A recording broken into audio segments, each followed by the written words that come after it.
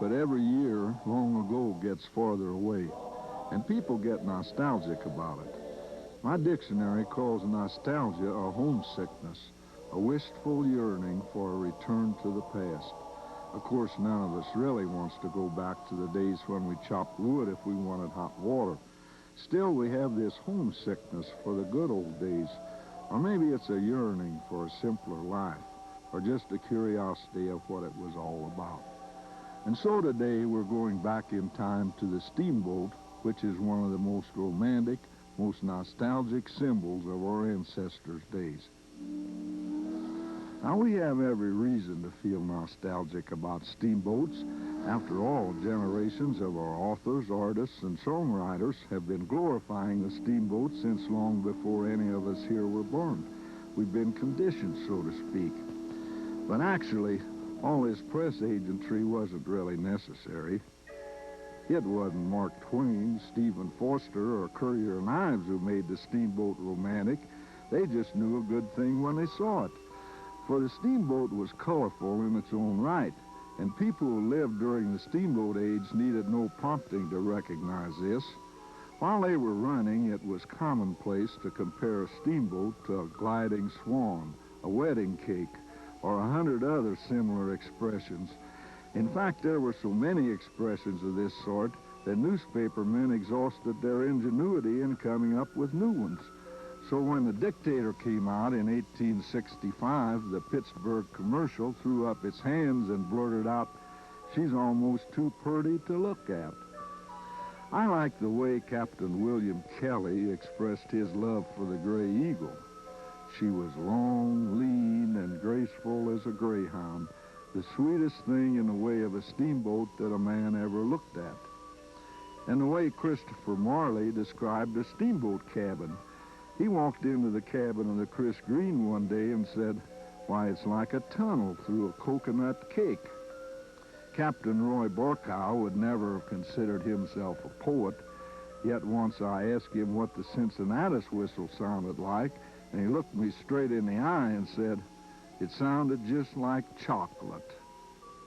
In all fairness, I should point out that this view of the steamboat has not been entirely unanimous. One man described the steamboat as a combination of chicken coop and tea kettle. And Charles Dickens, when he visited America, took one glance at the Messenger and didn't even think it looked like a boat. He said, "Except that it sits in the water and displays a couple of paddle boxes, it might be intended to perform some unknown service high and dry upon a mountaintop." In a strange way, both of these views are right. There really were romantic boats that looked like wedding cakes, with planters sipping mint juleps and ladies rustling about in crinolines and lace. And novelists found little about these floating palaces that needed embellishment. But for every one of those thoroughbreds, there were a dozen workhorses on a smaller river with chipped paint and a cargo of hogs and apples and rawhide that fulfilled their destinies too. Some of those boats probably did resemble chicken coops and sounded and smelled like barnyards. They were both colorful in their own way, equally important. Together they were greatly significant to our ancestors' lives. For after all, the steamboat wasn't so much an object as it was a way of life, an era, the steamboat age. You know, our lifestyle today is so remote from the steamboat age, it's hard to even imagine what it was like back then. And you'll get nowhere trying to compare the steamboat to a jet plane. It's more basic than that. Our very attitude today about transportation keeps us from understanding what our ancestors were faced with. While we give less thought to how we'd get to Hong Kong than our great-grandfathers did in planning a trip to Chicago. We can force our thoughts back to Grandpa's youth and imagine a life where the horse and buggy took the place of our autos and trucks. But we're so attuned to the present, it's almost impossible to go back one step further in our thoughts and comprehend Ohio, Indiana, and Illinois without one single road. Yet that's exactly the way it was after the Revolutionary War when the settlers started moving west. And except for the tremendous natural highway system we had in our rivers, this country simply couldn't have grown and developed when it did. It was on these rivers that the steamboats settled the Midwest and far west of our country. You could start in the east at Olean, New York, and travel all the way to Great Falls, Montana, a distance of 4,635 miles, which is farther than from California to Japan across the Pacific. Or you could start in the south at New Orleans in the Gulf of Mexico and travel 2,400 miles to St. Paul, Minnesota. Branching off from these main arteries were 42 other rivers, totaling in all 16,000 miles of natural waterways. These rivers were the first highways that were used to settle our country. Population, commerce, manufacturing, and culture followed the rivers westward and then slowly seeped inland. There were grand pianos along the Ohio River, while the Indians still occupied what is now Indianapolis. And while the inland settlers were still living on squirrel and venison, saloons along the Ohio River were serving fresh oysters, and merchants were displaying china from England and bonnets from France, all brought in by river. In 1830, a delegation of citizens from the new little community of Chicago traveled the whole length of the state to Shawneetown on the Ohio River. Now, the Shawneetown, Illinois, we know today, is a rather unpretentious town. But in 1830, Shawneetown was the biggest port in Illinois and boasted the largest bank in the state. This delegation from Chicago came to Shawneetown to borrow $5,000 to develop their city and were turned down because Chicago was too far from Shawneetown and the river to ever amount to anything.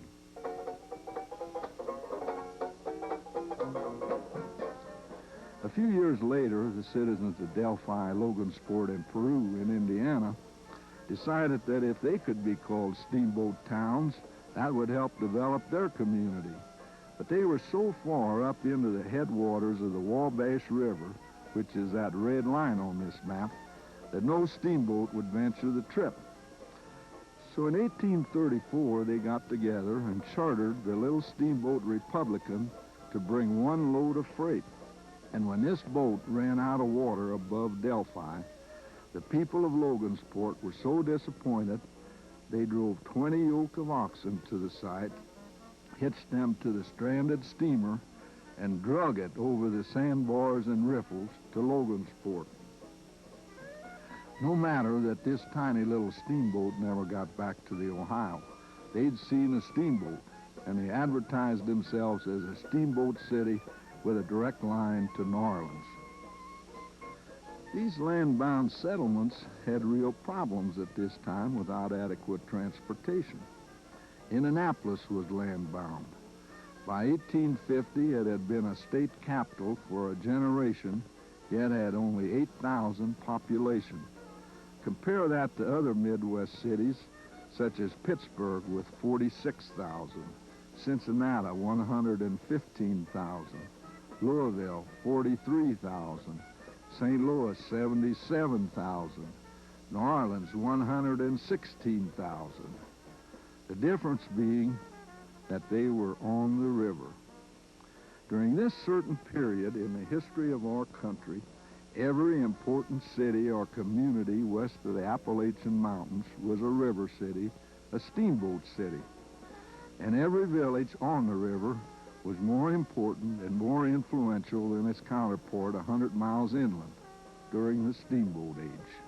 Of course, other cities and other areas developed later in their own time and place, but while a steamboat was king, everything it touched turned to gold.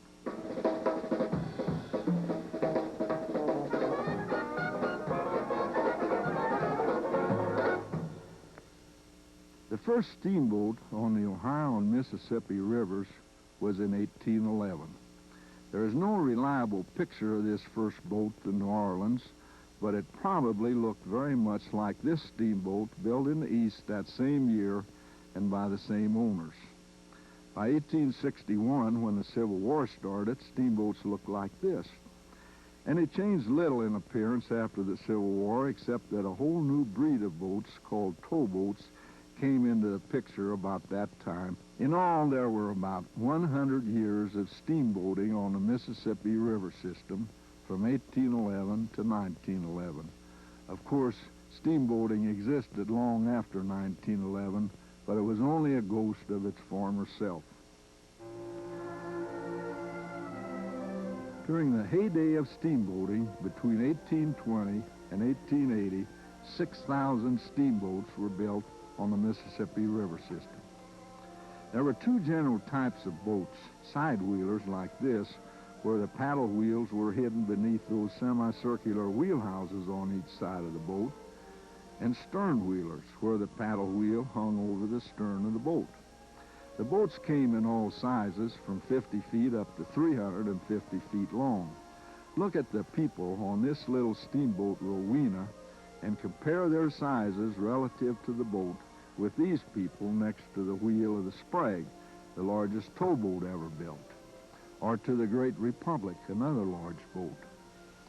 Rivermen nicknamed the Great Republic the calendar boat because it was 365 feet long, 52 feet wide, with a 12-foot hold and 7 boilers. We're going to concentrate for a few minutes on what were known as packet boats. These were the romantic boats of the steamboat age. They carried both freight and passengers, operated on a regular schedule, and stopped at all landings between their terminal points. The Great Republic was a large packet boat, and this is a typical stern wheel packet with freight on the wharf just unloaded from the boat. Suppose we take a tour of a packet boat to see what it was like. The first or main deck was the working part of the boat, and this was made as open as possible. This was where most of the freight was carried, and if you look closely, you'll see some freight in this picture piled in front of and around the boilers, which were under the smokestacks. There were usually 2 or more boilers, and they looked like this. At the rear of the main deck was the engine room where the engineers hold for. The second deck was entirely for passengers, and we're going to tour this boat, the J.M. White, to see what her accommodations looked like in 1878. From the main deck at the bow of the boat, you climbed this grand stairway to reach the second deck. The stairway splits halfway up, going both right and left, and from the top, one side looked like this.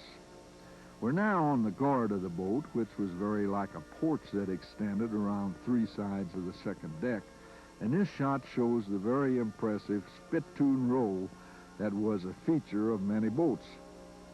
If we walk back to the head of the stairway and enter the main cabin directly across from the stairs, the first thing we see is a silver water cooler where passengers help themselves to ice water using the community cups came to the cooler.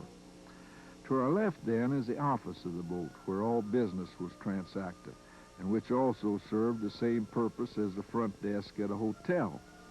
Opposite the office, on the right, was the bar.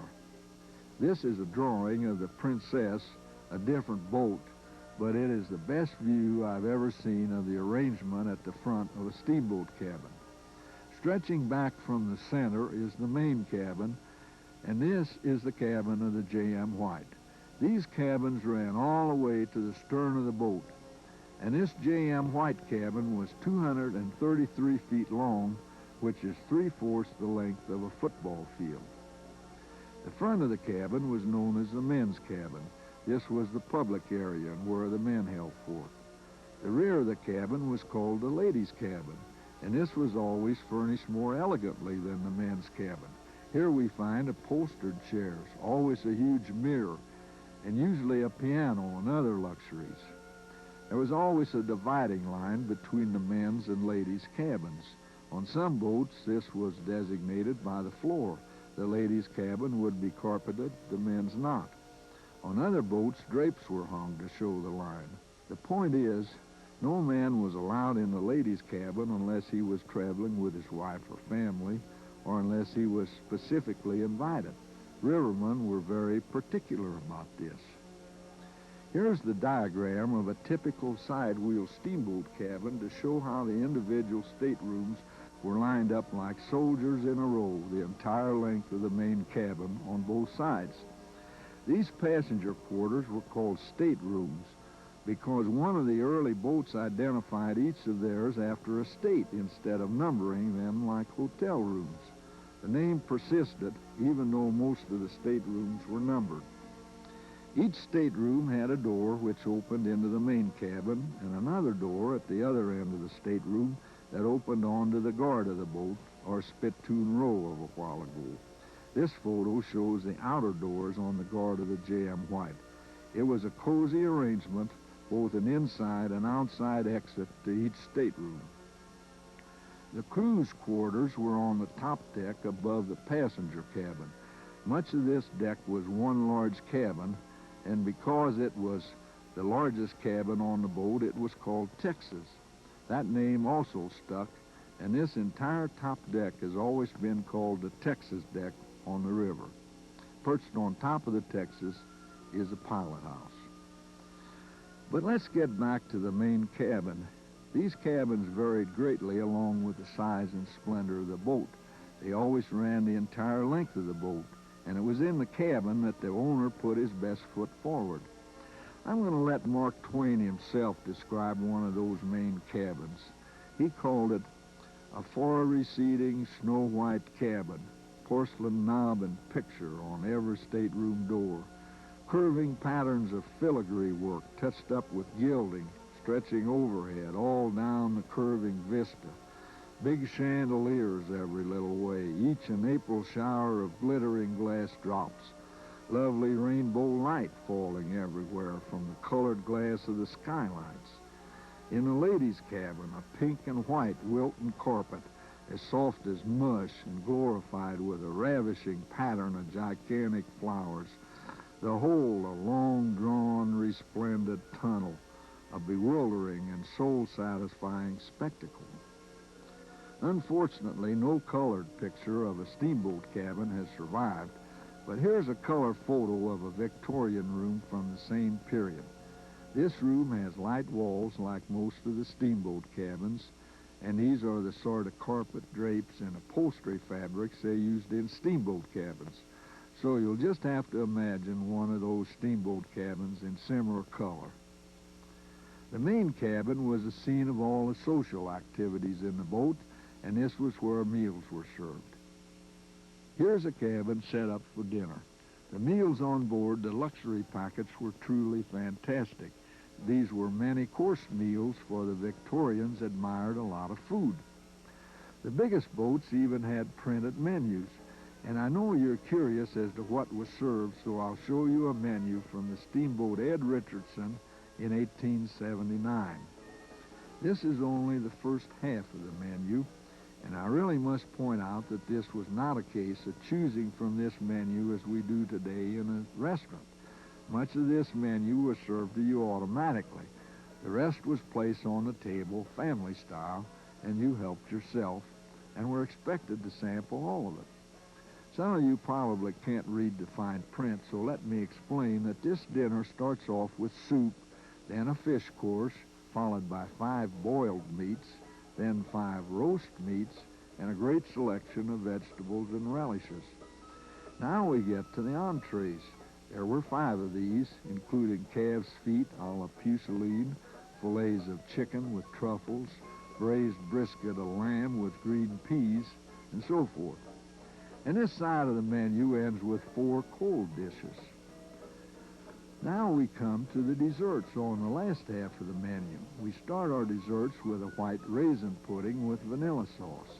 This was followed by 4 pies and pastries, 6 kinds of cake, then 5 different creams and jellies, as they called them, finally a big selection of fruits and nuts, and of course coffee.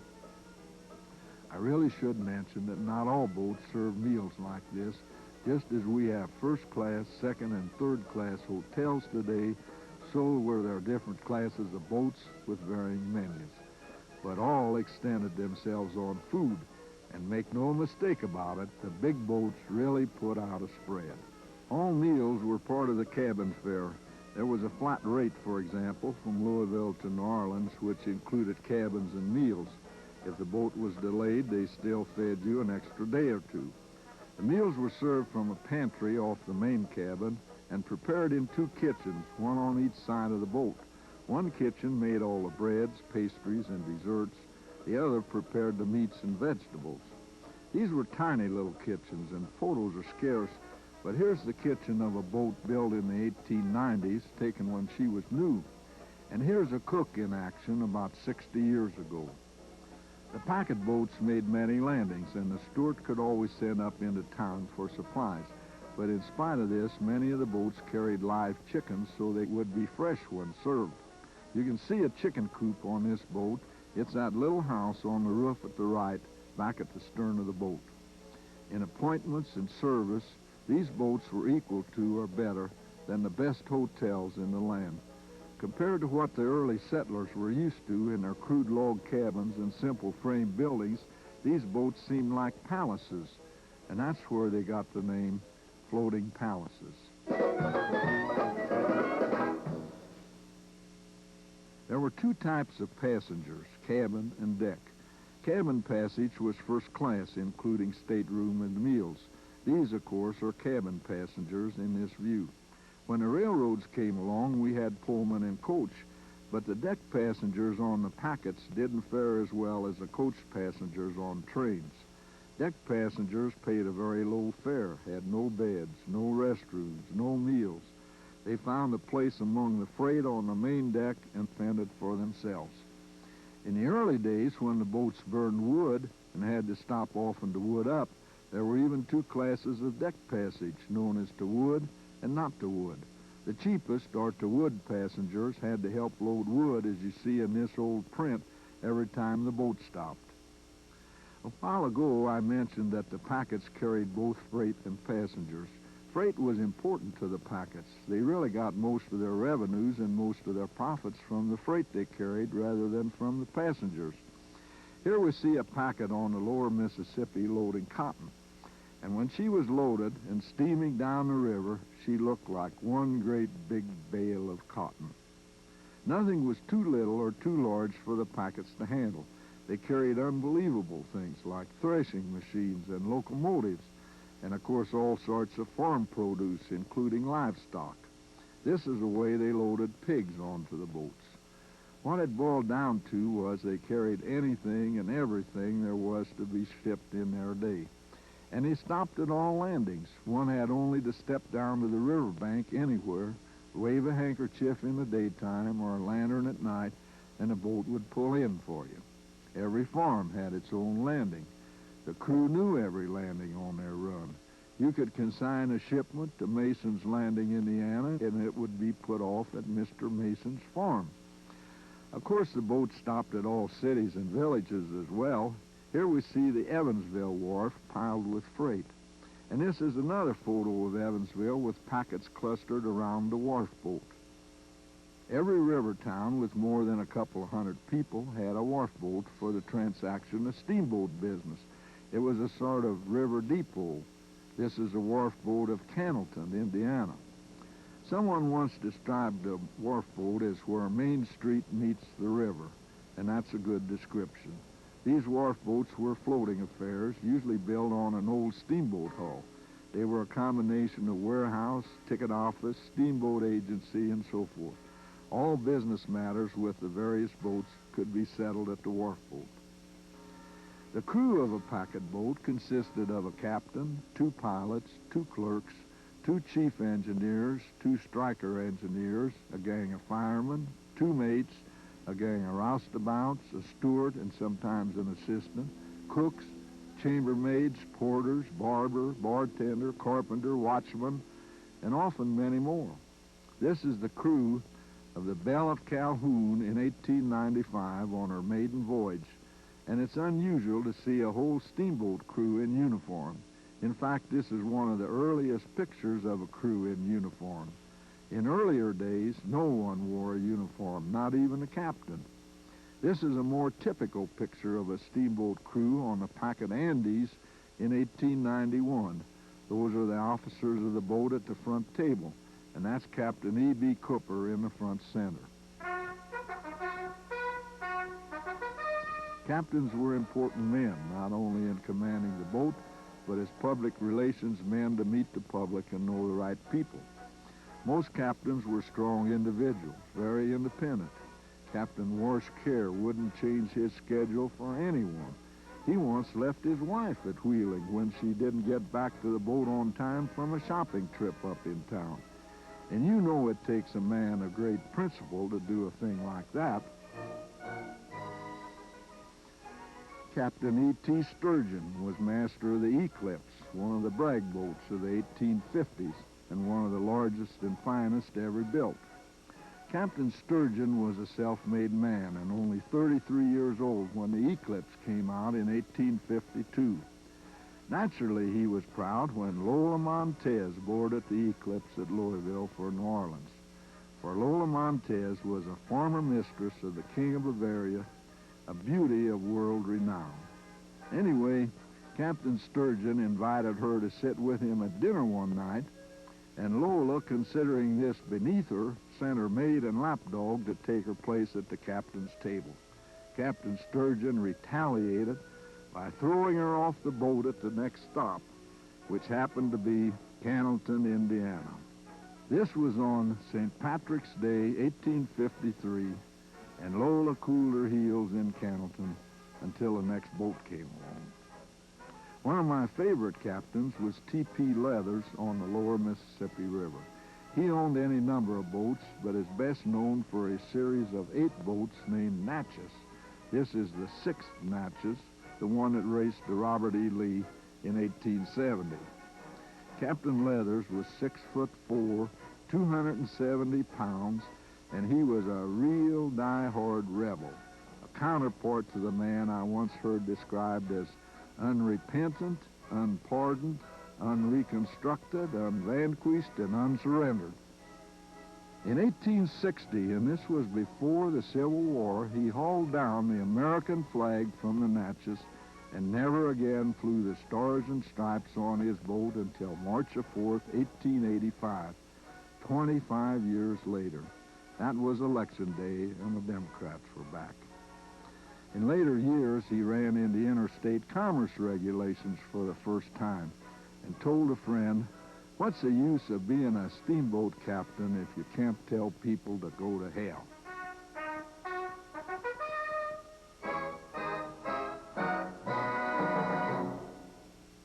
It was mighty convenient living in a river town during the steamboat age. Everything came to your doorstep by river, even entertainment. The showboat was a regular institution in the old days, much anticipated by river towners.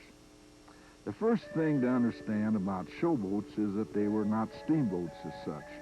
The actual showboat was a theater built on a barge.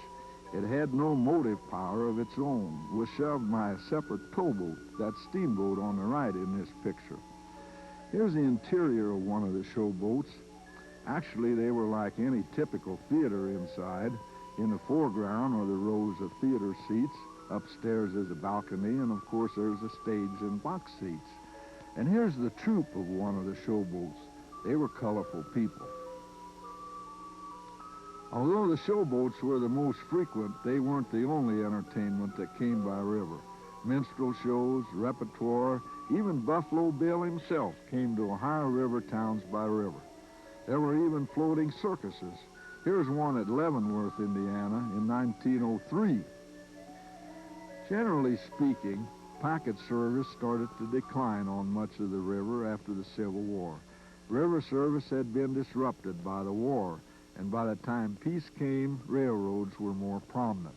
But there was still activity on the river. In fact, some of the biggest boats were built after the Civil War. And in areas where there were no railroads, the river was important for many years. In these isolated areas, there was steamboat service clear up into modern times. For example, the Cincinnati-Louisville line continued operation into the 1940s. The Louisville-Evansville Packet Company continued operations through 1932. This is the Southland, the last packet to run Louisville-Evansville, and I remember her well. In the end, it was improved roads and trucks that dealt the death blow to the packets. Today, we have paved roads into the most remote counties of our nation. We have trucks and trains, jets, buses, and autos to move our people and goods at ever-increasing volume.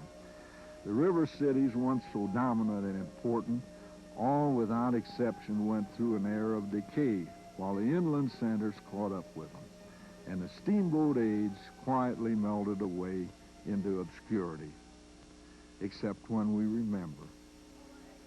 For the steamboat will never be forgotten. It was a romantic element in a wonderful period of our history. It exemplifies the era of gingerbread and elegance, of free enterprise and strong characters, for nothing illustrates the Victorian age better than the floating palaces of our rivers and their magnificent captains. And you know, it's really too soon to speak of steamboats entirely in the past tense. They're a hardy breed, actually. There's still a handful of honest-to-goodness steamboats splashing around on the river today. If you're interested in recapturing the past, this is where you find it. At Louisville, the Louisville and Jefferson County Recreation Board operates the excursion boat Bella Louisville, which dates back to 1914 as first the Idlewild, then the Avalon. She's the oldest, most authentic steamboat left on the river, and she was never more lovingly cared for. Another old steamboat is the Delta Queen, built in California in 1926 and operated out of Cincinnati since 1947. This boat provides overnight trips and cruises the entire river system. Right now, the Bella Louisville and Delta Queen are the only old steamboats left on the Mississippi River system. But take heart, there's been a spurt of steamboat building in recent years. Captain Dennis Trone's Julia Bell Swain came out in 1971 and operates excursions out of Peoria on the Illinois River, sometimes wandering to the Ohio and Tennessee. Captain Trone is the very last of his kind on the river. He designed, built, and is personally operating his own steamboat. In 1975, the Natchez came out, designed by Alan Bates of Louisville. She's in excursion service at New Orleans. This boat has been a special thrill to me. I thought I was born 75 years too late to ever see the likes of her, but there she is. The newest steamboat on the river is the Mississippi Queen, which came out in 1976, owned by the Delta Queen Steamboat Company. This overnight cruise boat has to be seen to be believed. $25 million worth of steamboat and luxury. And if that price didn't make Captain John Tobin turn over in his grave, nothing ever will. 100 years ago, he built the J.M. White for 1% of that cost. That's 5 steamboats, and that's it on the Mississippi River system. Ride them while you can. Of course, in this day and age, even a genuine wheel-splashing steamboat can't quite bring back that simpler life we seem to yearn for. But if you squint your eyes and let your imagination roam, you'll be transported back there for a few hours and have a lot of fun doing it.